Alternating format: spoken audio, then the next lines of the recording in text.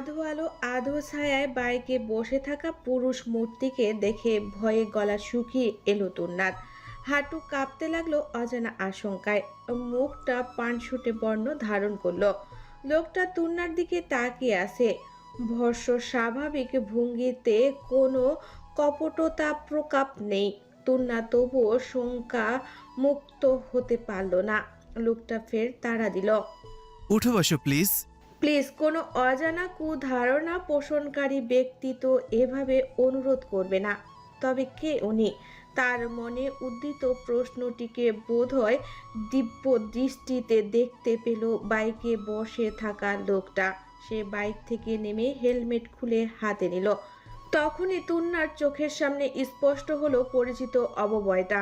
সে বিস্মিত গলায় বলল, ভাইয়া, আপনি? ভয় পাচ্ছিলে বুঝি? না মানে।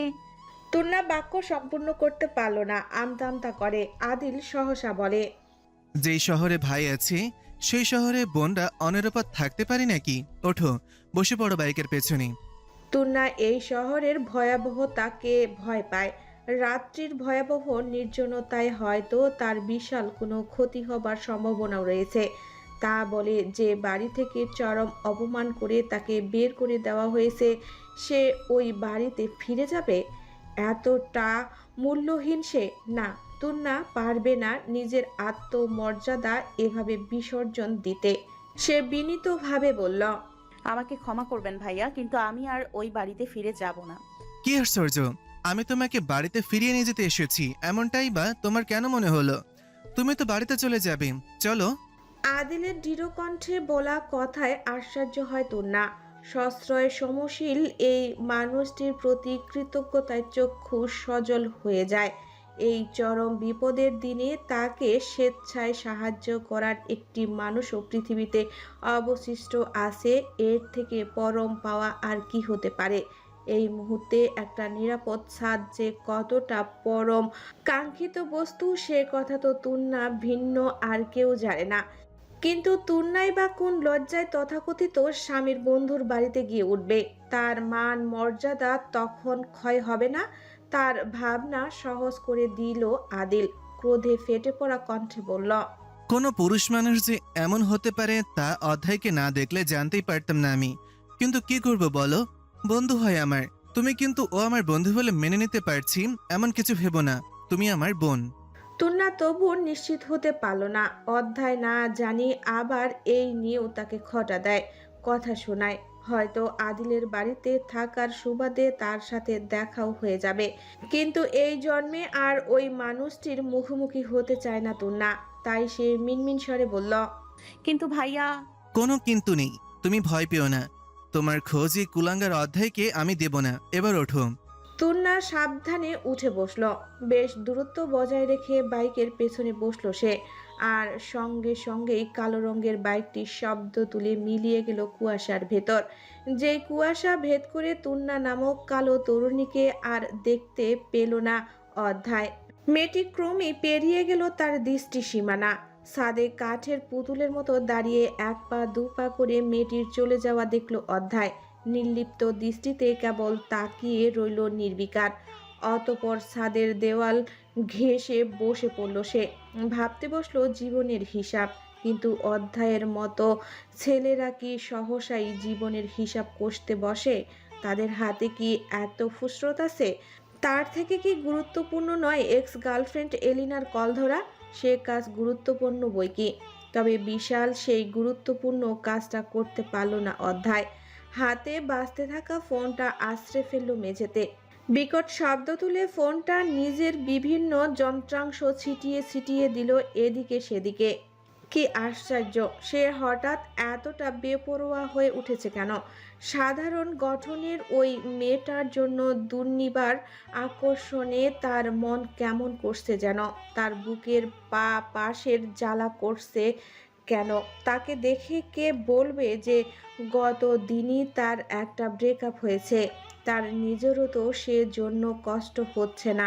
তার কষ্ট হচ্ছে সেই মেয়েটির জন্য যার সাথে তার কোনো প্রেম ঘটিত সম্পর্ক ছিল না।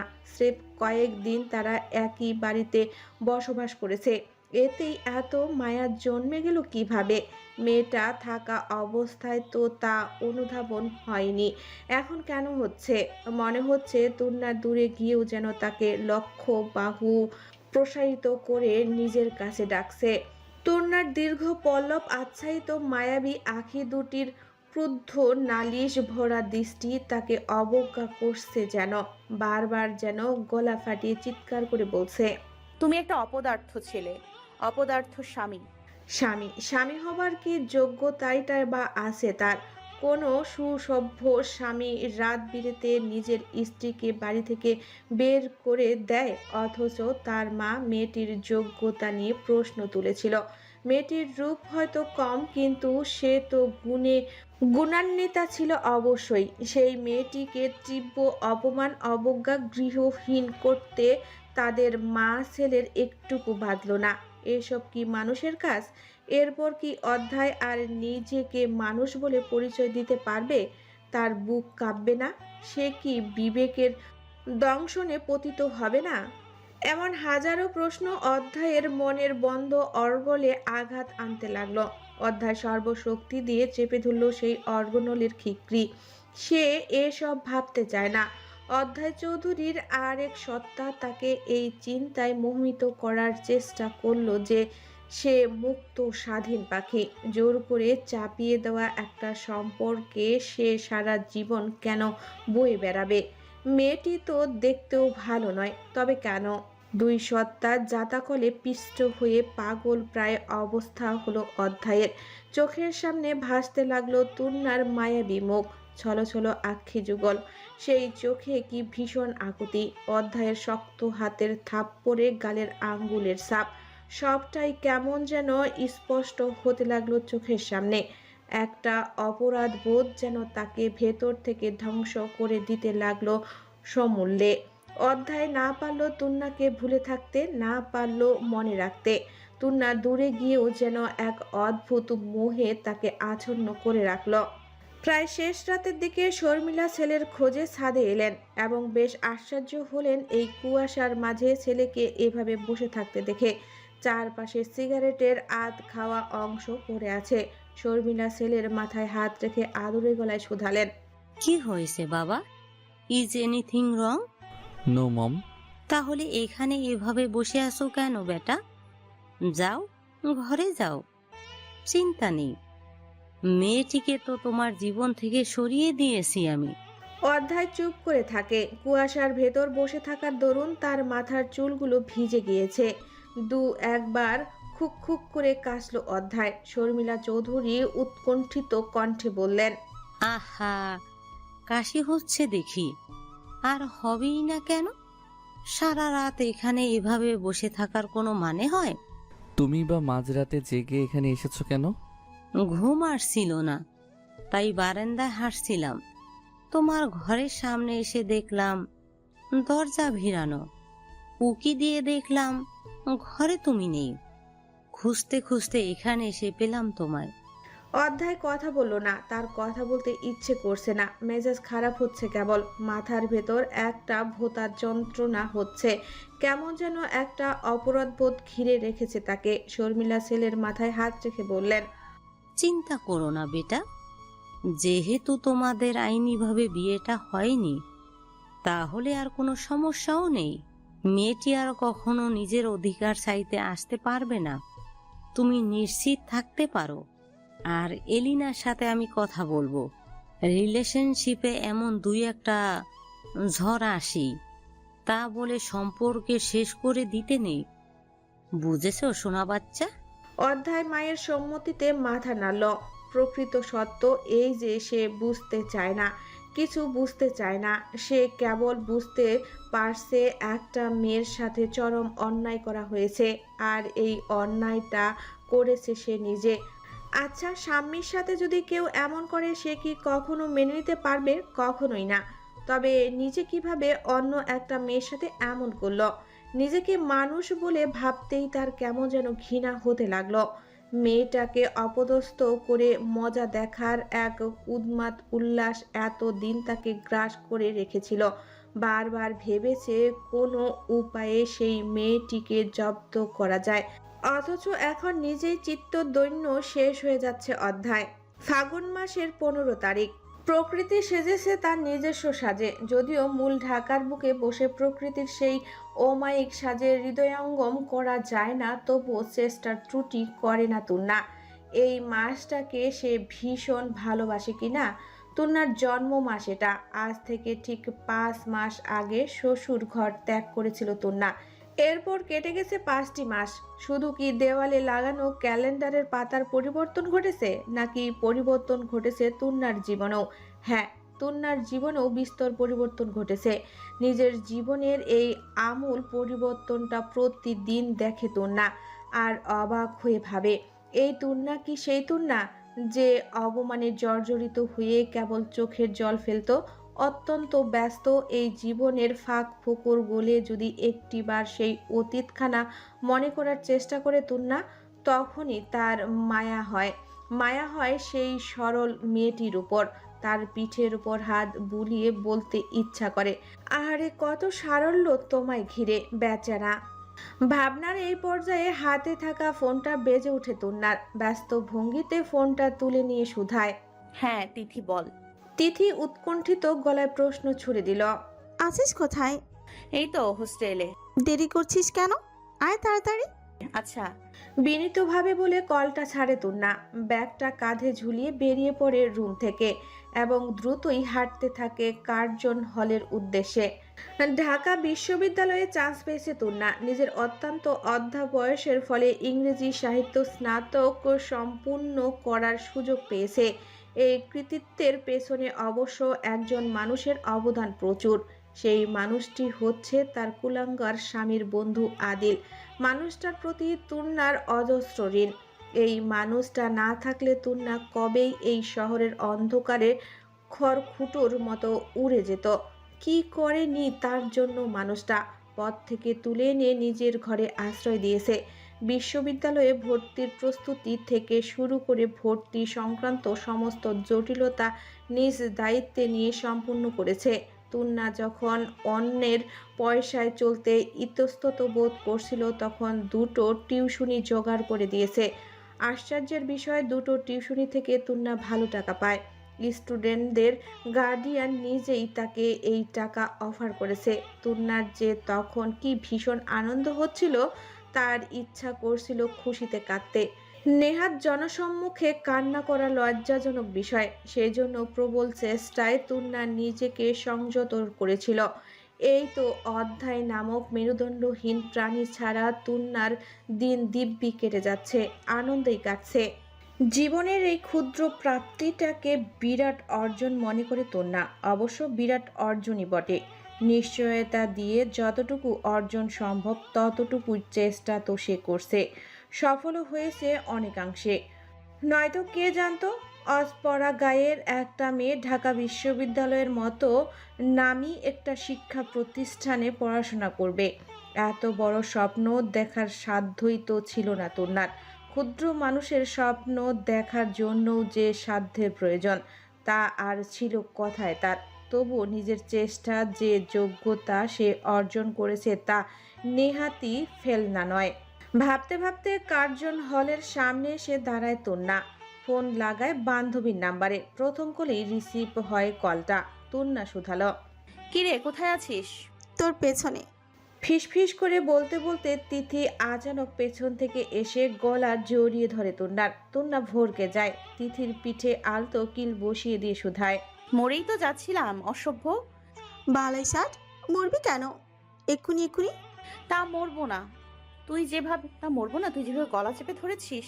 তিথি আহ্লাদি হয়ে বলে, ভালোবেসে ধরেছি বাবু, রাগ করছিস কেন? ভালোবেসে মানুষ গলা চেপে ধরে? তাহলে কি চেপে ধরে হাত? বলতে বলতে চোখ টিপ দেয় তিথি। তুন্না বোকা বোকা মুখ করে তাকায়। তিথি ঘাসের উপর ধুম করে বসে পড়ে। কাঁধের ব্যাগটা কোলের উপরে রেখে হ্যাঁচকা টানে তুন্নাকেও জোরপূর্বক বসায়। অতঃপর ভ্রু নাচিয়ে প্রশ্ন ছুড়ে, কি বান্ধবী, বোবাই ধরছে নাকি তোমারে? ভালোবেসে মানুষ হাত চেপে ধরে কেন বললি? আহা গো শোনা গো আমার, বুঝো না ফিডার খাও? ধুর, হেয়ালি করিস না তো।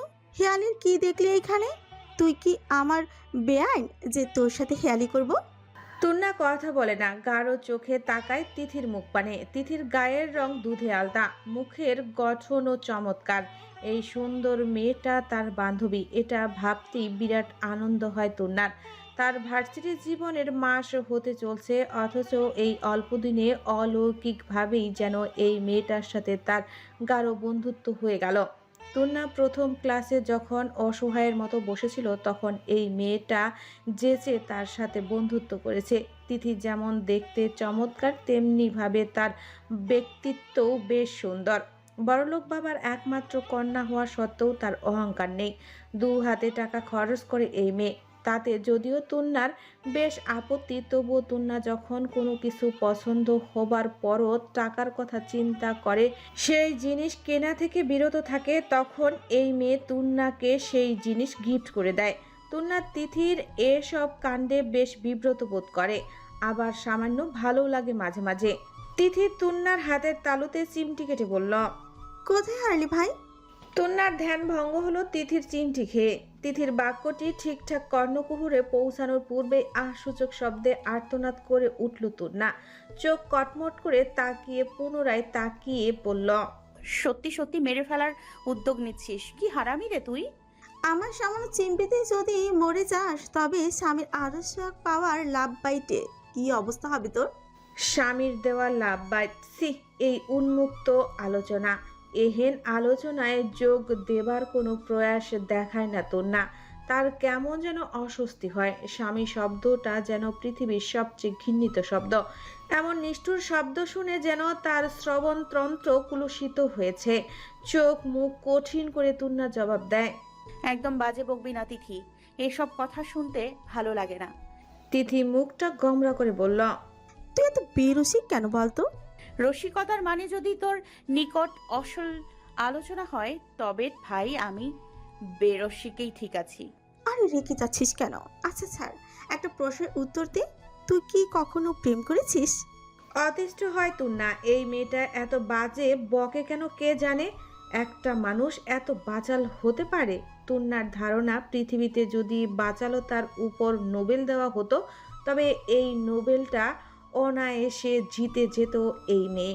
ওর কাছে যাচ্ছে তাই প্রশ্ন করে মাথা খাওয়ার থেকে গুরুত্বপূর্ণ কর্ম পৃথিবীতে দ্বিতীয়টি নেই। তুন্না বিরক্ত মুখে জবাব দিল। আজে বাজে কথা ছাড় তো। প্লিজ লক্ষ্মীটি বল না। না, আমি কখনো প্রেম করিনি। কখনোই না। চরম বিস্মিত হয় তিথি। বিস্ময়ে তার চোখ যেন কোটর থেকে বেরিয়ে আসতে চাইল। এ যুগের মেয়ে হয়েও তুন্না প্রেম করেনি, ঘটনাটি যেন পৃথিবীর অষ্টম আশ্চর্য। তাকে আরেক দফা বিস্মিত করে দিয়ে তুন্না বলল। হ্যাঁ, কখনোই না। কাউকে ভালো লাগেনি? লেগেছিল, কিন্তু তীব্র আগ্রহের সহিত পরবর্তী কথাটুকু শোনার অপেক্ষায় আছে তিথি। তার উগ্রীব অপেক্ষাকে অবহেলা অবজ্ঞা করে উঠে দাঁড়ালো তুন্না। তাড়া দিয়ে বলল। চল ক্লাসে যাই। কিন্তু তোর প্রেমের কি হলো সেটা তো বলে যা। প্রেমের আর কি হবে? প্রেম নিজের স্থানে অক্ষয় হয়ে আছে। আমি শীতকে সরে গেছি দূরে। কেন দূরে কেন? সবার ভাগ্যে কি প্রেম সয়? সইবে না কেন? প্রেমিককে ধরে বেঁধে রেখে দিতে হলেও রেখে দিতে হয়, বুঝলি? থাকবে না আবার বাপসাও থাকবে। তুন্না অরুচি নিয়ে তাকালো। হাঁটতে হাঁটতে ক্লাসরুম অবধি চলে এসেছে তারা। শঙ্কিত দৃষ্টি তিথির মুখের দিকে তাকিয়ে তুন্না বলে উঠল। ছেলেকে রেখে বাপের দিকে নজর দিতে কেন যাবি? নাকি সুগার ড্যাডির প্রতি বিশেষ দুর্বলতা আছে তোর? তুন্নার কথা শুনে খিলখিল করে হেসে উঠল তিথি। তুন্না বিবর্ষ বদনে ক্লাসরুমে ঢুকতেই যাচ্ছিল, কিন্তু তার পূর্বেই দক্ষিণের বিল্ডিংয়ের নিচতলায় মোটা ফ্রেমের চশমা পরিহিত একটা শ্যামবর্ণের পুরুষ মূর্তি নজর কাড়ল তার। বিস্ময় নিয়ে সেই দিকে দেখে কেমন যেন বুক ধুকপুক ধুকপুক করে উঠল তুন্নার। বিড়বিড় করে বলল। বুলবুল ভাই। বুলবুল স্নাতক চতুর্থ বর্ষে পড়ে। তার অধ্যায়কৃত সাবজেক্ট পলিটিক্যাল সায়েন্স। যদিও পলিটিক্যাল বিষয়ে ভীষণ বিদ্বেষপূর্ণ করে বুলবুল।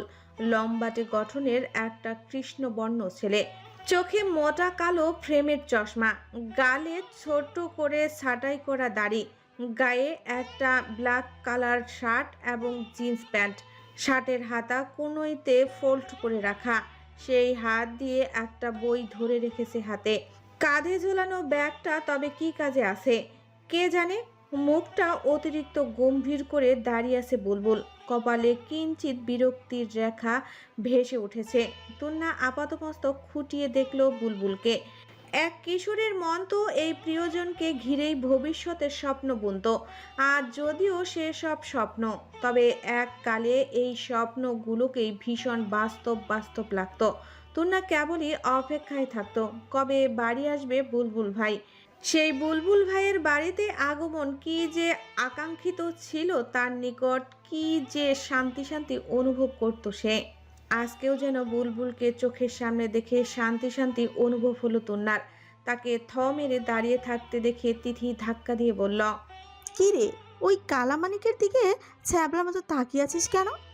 এককালে যে পুরুষকে তুন্না চোখে হারাতো সেই পুরুষকে তিথি কালামানিক বলায় খুবই অপমানিত বোধ করলো তুন্না। তার মনে হলো তিথি তাকে কালামানিক বলে অপমান করেছে। তবে কি তিথি ও অধ্যায় একই মন মানসিকতা ধারণ করে? মেজাজ খারাপ হলো তুন্নার। ক্ষিপ্ততার সহিত জবাব দিল, সুন্দর বলে তোর খুব অহংকার, তাই না তিথি? তিথি ভরকে গেল বোধহয়। সাবধানে চোখ তুলে তুন্নার মুখভঙ্গি পরোক্ষ করলো সে। এরপর অবুঝের মতো বলল, আহা সোনা বাচ্চা, রাগ করছিস কেন? আমি কথা সেটা সেভাবে বলিনি। তবে কিভাবে বলেছিস? বেশ কঠিন মুখে প্রশ্ন ছুড়ল তুন্না।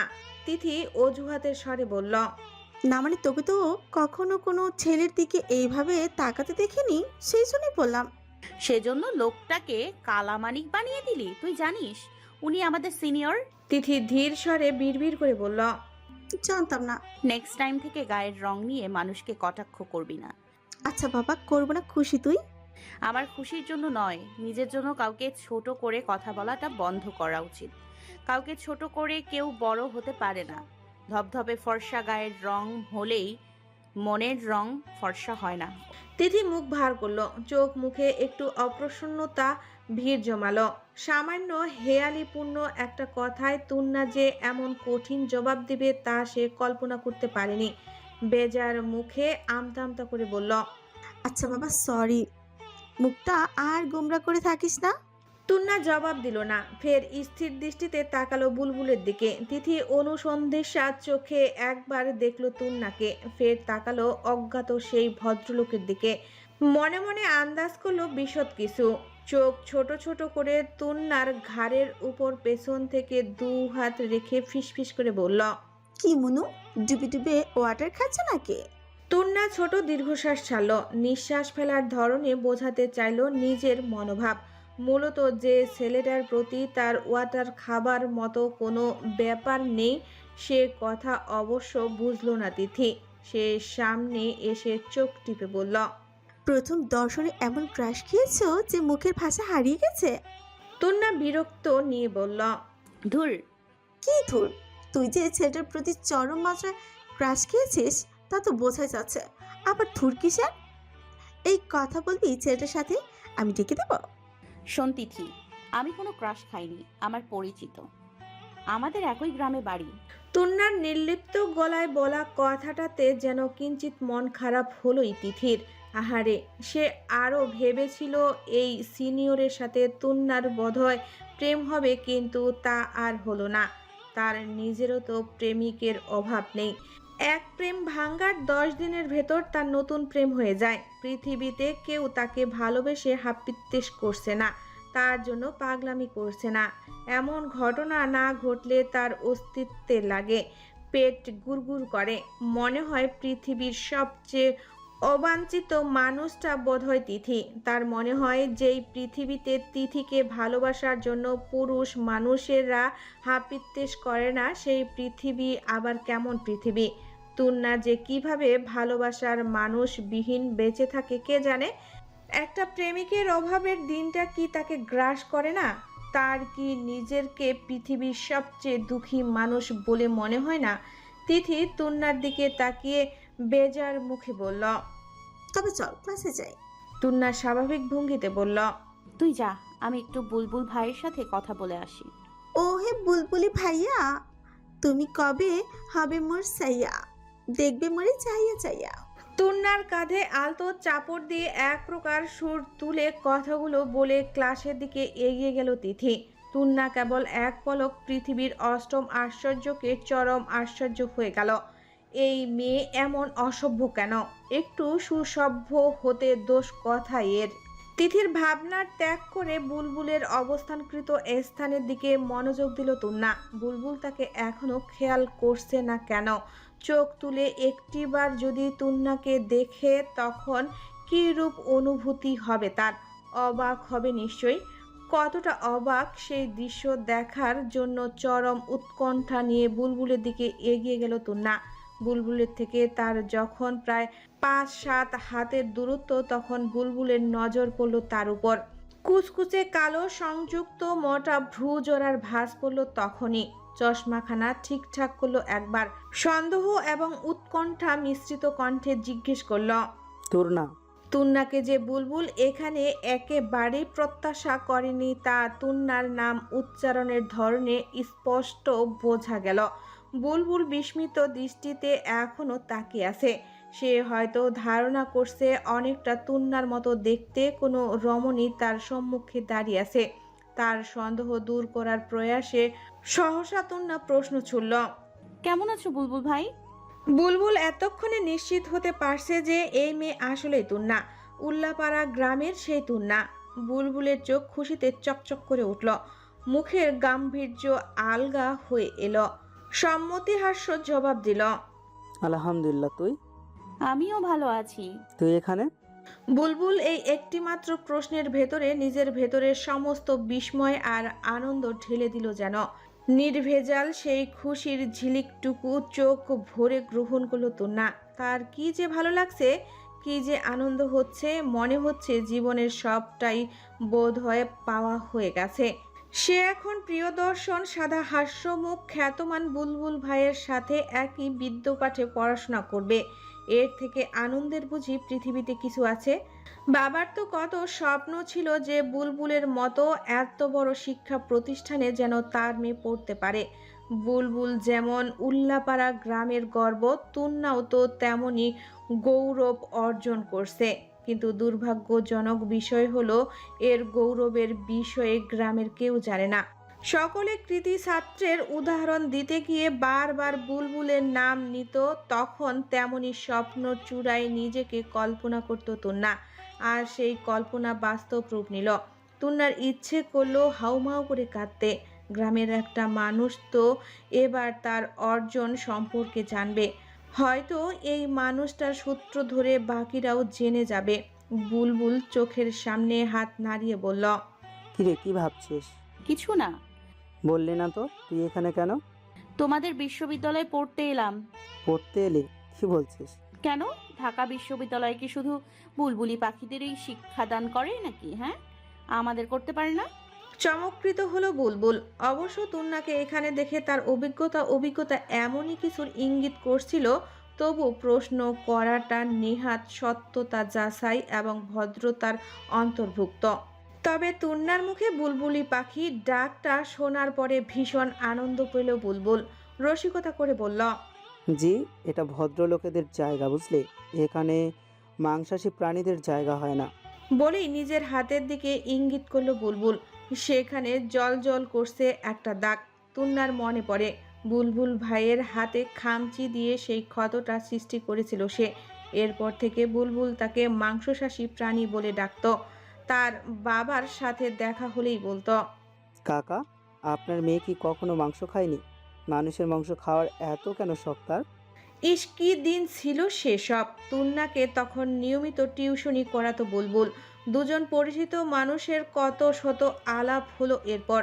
স্মৃতিচারণ থেকে খুনসুটি সবটা হয়ে গেল দু সিনিয়র জুনিয়রের মাঝে। আহ, বুলবুল ভাই, তুন্নার বুলবুল ভাই। শর্মিলী চৌধুরী লক্ষ্য করলেন ওনার প্রাণোচ্ছল ছেলেটা কেমন যেন নির্জীব হয়ে গেছে। কোনো কিছুতেই বিন্দুমাত্র আগ্রহ দেখায় না। অথচ এই অধ্যায়ের জীবনটা যে কতটা আনন্দ উল্লাসে ভরা ছিল সে কথা দ্রষ্টব্য বইকি। সারা রাত পার্টি, এখানে সেখানে ট্যুর, বন্ধুদের নিয়ে গান বাজনা, মেয়েবাজি কি ছিল না তার লাইফে। শুনতে খারাপ লাগলেও এইসব বিষয়ে সম্পূর্ণ অবগত ছিলেন শর্মিলা চৌধুরী। অধ্যায় যখন নিত্য নতুন গার্লফ্রেন্ড নিয়ে এখানে সেখানে ডেটে যেত তখন তো ওনাকে খুশি মনেই সেই তথ্য দিত অধ্যায়। শর্মিলাও আধুনিক যুগের মা বলে নিজেকে জ্ঞান করে ছেলের কুকর্মকে বিনা দ্বিধায় সাপোর্ট করতেন। করবেই না বা কেন, ওনার একমাত্র ছেলে। তবে অধ্যায়ের এ জাতীয় চলাফেরা নিয়ে বেশ অসন্তুষ্ট ছিলেন রহমান চৌধুরী। ছেলেটাকে কোনো মতেই সুসভ্য মানুষ হিসেবে গড়ে তুলতে পারেন না তিনি। চেষ্টার অবশ্য ত্রুটি করেননি কিঞ্চিত, তবুও সম্ভব হয়নি। শর্মিলা চৌধুরী পুত্র স্নেহে অন্ধ হয়ে ছেলেকে সর্বক্ষণ সাপোর্ট করেছেন, এখনও করছেন। রহমান চৌধুরীর আফসোস ছেলেটা প্রকৃত মানুষ হয়নি, তেমন শর্মিলা চৌধুরীর আফসোস মেয়েটা ঠিকঠাক আধুনিকতা বুঝে ওঠেনি এখনো। তাদের এই মতবিরোধ তো আজীবন। তবে তুন্নাকে কেন্দ্র করে এই বিরোধ এখন চরম পর্যায়ে পৌঁছিয়েছে। অনেক অশান্তি ঝগড়া ঝামেলার পরে দুজনে আলাদা হয়ে যাবার সিদ্ধান্ত নিয়েছে। যদিও বিষয়টি সামাজিকভাবে দৃষ্টিকটু, তবুও শর্মিলা চৌধুরী নিজের ভাবনায় অনড়। বিশ্বাসঘাতক স্বামীর ঘর আর তিনি করবেন না। আড়ালে দুজন ডিভোর্সের জন্য আপিলও করেছেন। এখন সব কিছু কার্যকর হওয়ার অপেক্ষা মাত্র। এর পূর্বেই অবশ্য স্বামীর সাথে আদিলের বিয়েটা দেবার চিন্তা করছেন ওনারা। শতহোক একটা ভাঙা পরিবারের মেয়েকে বিয়ে করাতে কোনো ভদ্র সমাজ রাজি হবে না, হলেও আড়ালে আবডালে ফিসফিসানি থেকে যাবে। মেয়েকে বিয়ে থা দিয়ে দুজন দুজনের রাস্তা দেখে নেবে, এই হলো চরম সিদ্ধান্ত। এই সিদ্ধান্ত সন্তানদের থেকেও আড়ালে রেখেছেন তারা। বর্তমানে রহমান চৌধুরী চট্টগ্রামে অবস্থান করছেন।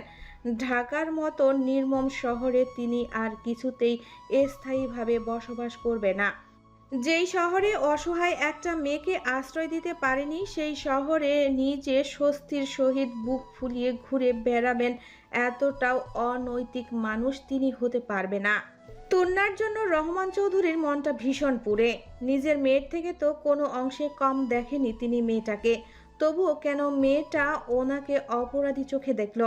তিনি সেদিন বাড়িতে থাকলে এই ঘটনা কোনোভাবেই ঘটতো না, ঘটতে দিতেন না তিনি। তবুও তুন্নার কাছে তিনি ভীষণ লজ্জিত। কতবার ফোন করলেন তুন্নার নাম্বারে, ফোন বন্ধ। হয়তো সিম কার্ড চেঞ্জ করেছে। রহমান চৌধুরী নিজের কৃতকর্মের জন্য লজ্জায় ঘৃণায় মরে যায় যেন। নিজের কুলাঙ্গার পুত্রের জন্য এমন ফুলের মতো মেয়েটার জীবন তিনি নষ্ট করে দিলেন।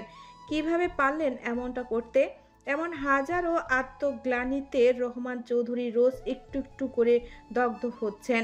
কে জানে কবে হয়তো এই অনুশোচনা বোধ থেকেই পরপারে পাড়ি জমাবেন তিনি। মাঝে মাঝে ওনার মনে হয় এমন কুলাঙ্গার ছেলের বাবা হওয়ার থেকে পুত্রহীন থাকাটা ঢের বেশি শ্রেয়। কথায় বলে না, দুষ্টু বলদের চেয়ে শূন্য গোয়াল অনেক ভালো। ওনার এই অট্টালিকার সম বাড়িটা শূন্যতায় ভরা থাকলেও ভালোই হতো। তার দুষ্টু বলদের আজকাল কি যেন হয়েছে। সে আগের মতো উন্মাদ সার হয়ে আশপাশের লোকজনকে তটস্থ করে রাখে না। কেন যেন তার মুখটা সর্বক্ষণ ভার হয়ে থাকে। বাবার সাথে তার সম্পর্ক হুট করেই যেন শেষ হয়ে গেছে। বাবা হয়তো ভুলেই গেছে তার একটা ছেলে ছিল। 6 মাস তো কম সময় নয়। এর মাঝে বাবা তো একটি বার তাকে ফোন করে বলল না অধ্যায় তোমাকে দেখতে ইচ্ছা করছে, অথচ স্বামীর সাথে নাকি ওনার নিয়মিত যোগাযোগ হয়। এই বাড়িটিও যেন কেমন প্রাণহীন হয়ে গেছে, কোথাও যেন কেউ নেই। অবশ্য এত বড় বাড়িতে অধ্যায় আর শর্মিলা চৌধুরী ভিন্ন, আর আছেই বা কে? কেনই বা এই বাড়িটা আনন্দের ঝলমল করবে? এই বাড়িতে মানুষের বড্ড অভাব। যে কয়েকজন মানুষ আছে ওনার সকলে নিজেদের দুঃখে ভীষণভাবে জর্জরিত। ওনারা বাড়িটিকে প্রাণবদ্ধ করে রাখবেই বা কিভাবে? অধ্যায়ের ইচ্ছে করে না এই বাড়িতে থাকতে, তবুও থাকতে হয়। অবশ্য অধ্যায় নিজের থাকার ঘরটা বদল করেছে। যেই ঘরে তুন্নার অবস্থান করেছিল সেই ঘরে অধ্যায়ের ঘুম আসে না। সারাক্ষণ একটা অপরাধবোধ তাকে কুড়ে কুড়ে খায়। মনে হয় ওই তো তুন্না নামক কালো তরুণীটি দাঁড়িয়ে আছে। কখনো মনে হয় মেয়েটি হাসছে। মেয়েটি যখন এ ঘরে ছিল তখন মেয়েটির হাসি দেখতে বড্ড বিশ্রী লাগতো। অথচ কল্পনায় থাকা একই মেয়েটির ছবি কি ভীষণ সুন্দর। সেই সুন্দর হাসি, মেয়েটির চোখ দুটোর গভীরতায় কেমন যেন হারিয়ে যেতে ইচ্ছা করে অধ্যায়ের। ছুঁয়ে দিতে ইচ্ছে করে মেয়েটির গাল, অথচ ছোঁয়া যায় না। হাত বাড়িয়ে ধরার পূর্বেই হাওয়ায় মিলিয়ে যায় মেয়েটা। এরপর আবার বিপরীতে দেওয়ালে ঝুলানো পেন্টিংটা ছুঁয়ে দিতে দিতে অধ্যায়কে ভর্ৎসনা করে বলে,